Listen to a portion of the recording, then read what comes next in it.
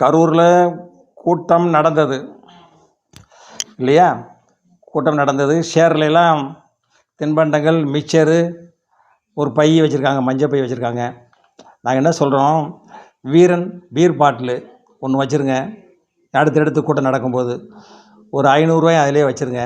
கூட்டம் பாருங்கள், யாருனாலும் வந்து உட்காந்துருவாங்க.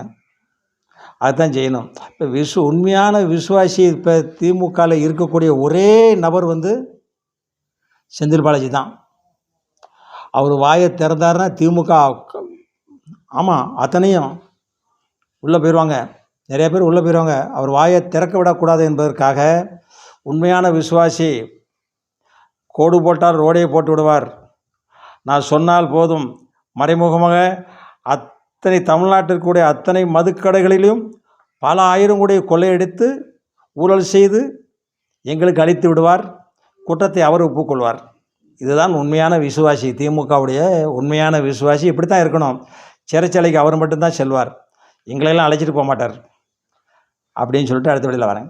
செந்தில் பாலாஜி, கரூர் மக்களே, மழை பெஞ்சாலும் நிற்கிறீங்க, இடி இடிக்கணும். உங்களெல்லாம் திருத்துறதுக்கு இடி விழணும், மின்னல் விழணும். அப்போ தான் நீங்களாம் திருந்துவீங்க. ஊழல்வாதிக்கெலாம் நீங்கள் ஆதரவு கொடுக்குறீங்களா?